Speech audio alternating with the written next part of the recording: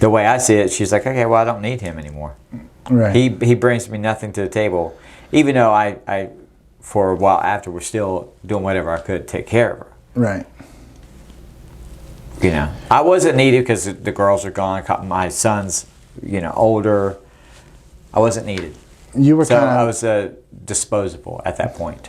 Yeah, and I almost look at it too, like when I played in the NFL, you had older players that had really high salaries, and then you had younger players coming in, and it's like you start weighing, like, is it worth it, or whatever, that your services are no longer needed, or we can get you replaced by someone younger with a stronger leg or stronger arm or whatever. Yeah. Now there's always unicorns like Tom Brady's and stuff like that, but by and large, I mean, I saw the business aspect of it, how quickly it can turn. And that's sad. It shouldn't be in a marriage like that.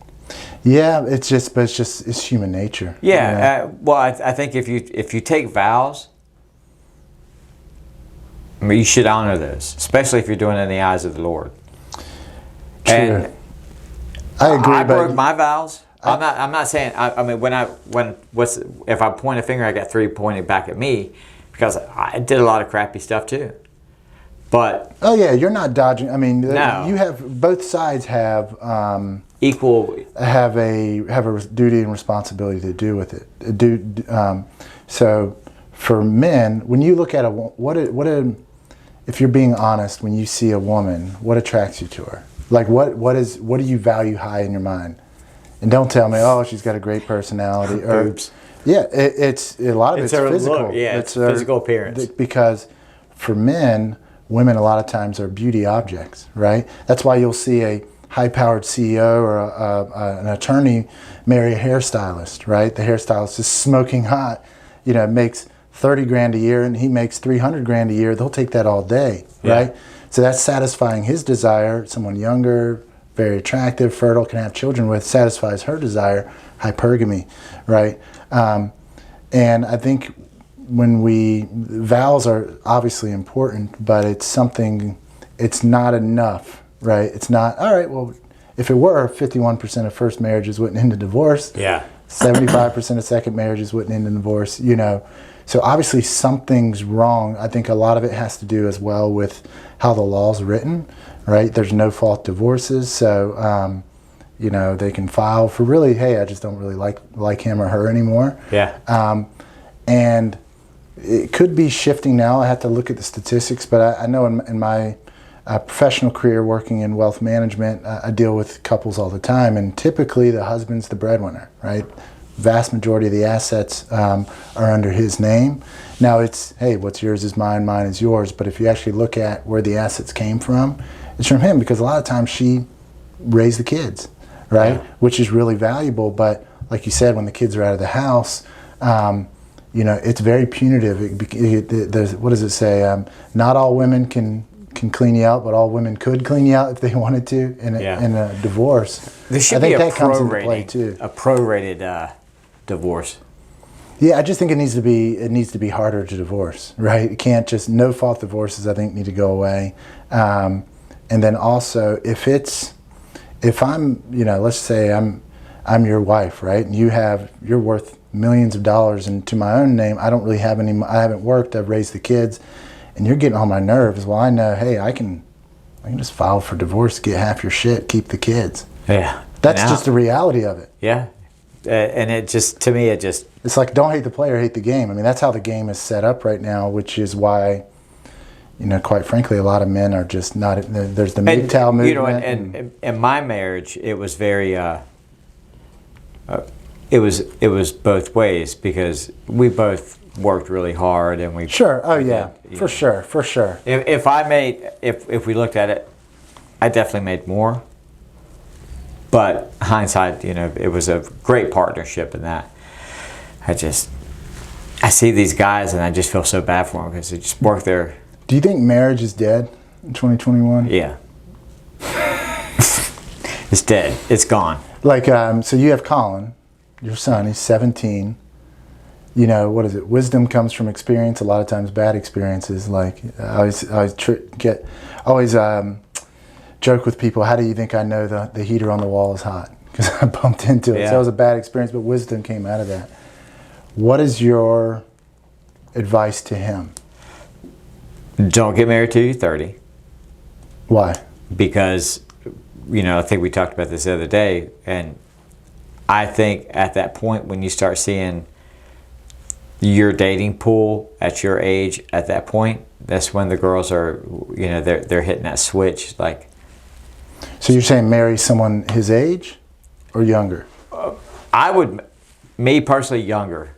Yeah. I would tell him to marry younger. Wait till you're 35, marry someone that's 28. And then that kind of will give you an aspect to look at of what type of person they're going to be. Because if you're not, now I'm not saying a lot of marriages. There's no perfect equation. Yeah. Right, but a lot of marriages have worked when people are 19. Like my parents were extremely young. But we're talking it's a different time now. Yeah. Generational periods have changed. Now we're high society. We're real with the social media, the high pace, the easy of seeing other people, the dating apps and stuff. The vast pool of people, you can find somebody. The world's gotten a lot smaller. Right. So wait for the time period to, give your time yourself to mature too, because in your late 20s, early 30s, you're starting to hit your stride professionally. Yeah, you're there. You're like, oh, wait a minute. So if this person that you've been dating for a while and you hit the 30, and you're like, okay, well, what are you bringing to the table? Because I'm bringing a lot. Right. What do you're not holding up your end of the bargain. Right. Or you could be. But you won't know until you hit your professional stride. And so in that time frame. What it sounds like you're explaining is men and women, we peak at different ages. Right. I can't tell you how many people I've talked to about this, but they think it's unfair, it's a double standard or whatever. But that's, you see beautiful women with older, not really very attractive men. You're like, what on earth? Like, how can that be? Well, it's because I mentioned earlier, men see women, obviously more than this, but first is physical attraction. She's beautiful, right? The feminine physique is beautiful. So women obviously see us physically as well, but there's more we have to bring, we have to be able to provide, especially if you want to have a family. I don't care what you do, men can't have babies. Women are going to have, so if you want to have 3 or 4 kids, in a span of 10 years, and ideally you want your wife being home with your kids. That's a big commitment, right? Where you're going to have to be out earning the bulk of the income. So you have to make sure that somebody's keeping up their end if you're hustling and doing your thing. Sure, yeah. And I want him to find a woman that is going to compliment him in the same way. Just like she's looking for a man that can compliment her. Yep. I mean, it should be a mirror image of them together. Right. It's Grant Cardone. It cracks me up when I see him and his wife together on their videos, because I'm sitting there and watching, and she's just as hyped up and just as adamant about.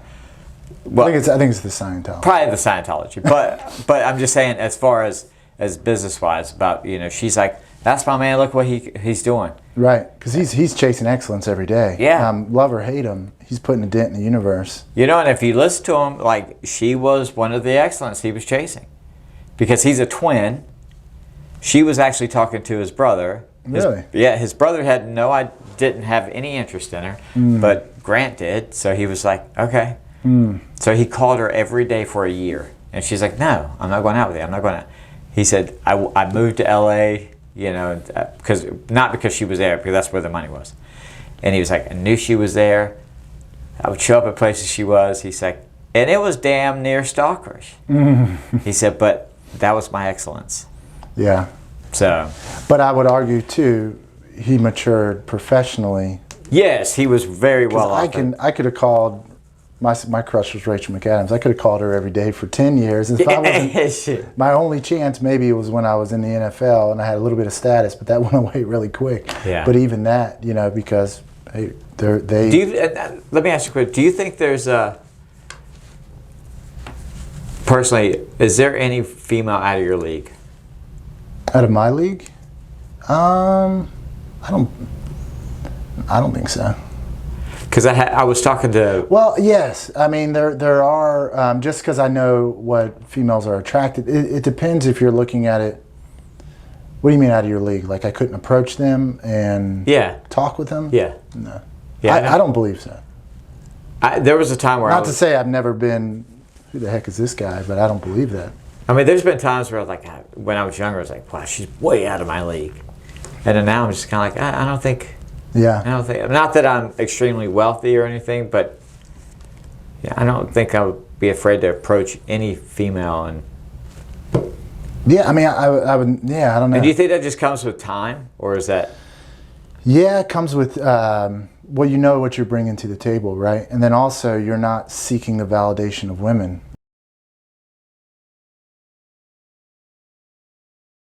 Right? They're like, let's see, I want him to fight. But if I said, hey, we're going on the boat tomorrow at 8, and she's like, I don't want to, can we maybe move it? And it's like, well, the boat's leaving at 8, so it'd be cool if you were there, but we're going to be gone. And that's a much better way to put it. And when at that time when I lost that, and it became, okay, well, when can I move the boat time?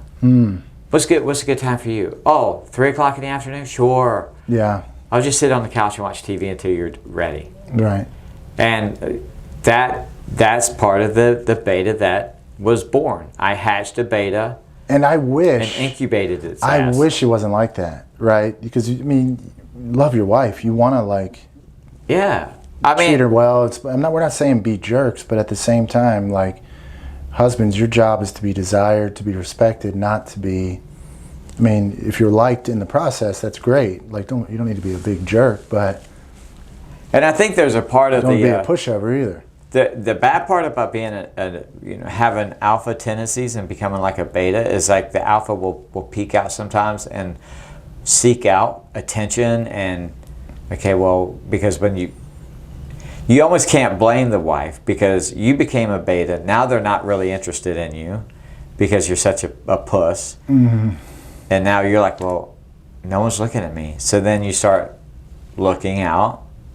Hey, look at me. I'm cute. I work out. I'm funny. Right. But I don't know. Yeah, I mean, we want validation from people that won't give it to us. Like, so that's just the reality of it. So, I mean, I think for a while, I grew up was always athletic, relatively decent looking guy. So, I mean, I had, I remember I was talking with one of my wife's nephews, Peter. He's in college now, and he was talking about, the same, like, how to approach women or girls. He's a good-looking guy, and I was telling him, like, here's some things I did, and he goes, yeah, I could see that working for you.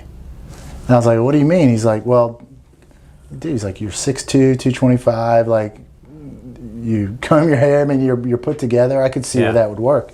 He's like, he was looking at it very, like, he's almost like a talking spreadsheet, engineer type. He's like, I honestly don't see that working for me. So he had a good point. There is a genetic aspect to it, but you can certainly overcome that for sure, especially as men, because at the end of the day, we're a classic.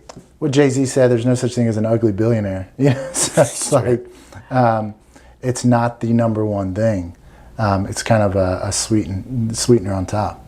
Yeah, and then we're a classic case. I mean, just by sitting by a person who's so well groomed and handsome as myself, you've upped your game. Dude, it's rubbing off on me, man. It's thinning up a little bit here, but like, yeah, I've almost started tucking my shirt in.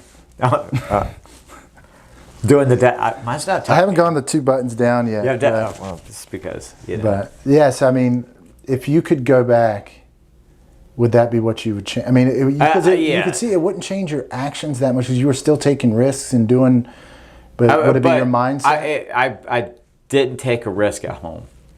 There's a difference. A business risk, I can overcome because I have the confidence in overcoming that. If I lost something, who cares? Right. I mean, how many billionaires have gone bankrupt? Right. Yeah. Well, you just need to be right the last time. Walt Disney went bankrupt twice and went through therapy, went through a mental breakdown. Right. It's like at home, making choice and taking risk were scary for me. They were very like, okay. It was something you were trying to protect, trying to keep. Because you had something to lose. you have you have a spicy Italian woman who would yell. She didn't mean to yell, but she would just start yelling. You know, it's like, yeah, oh yeah.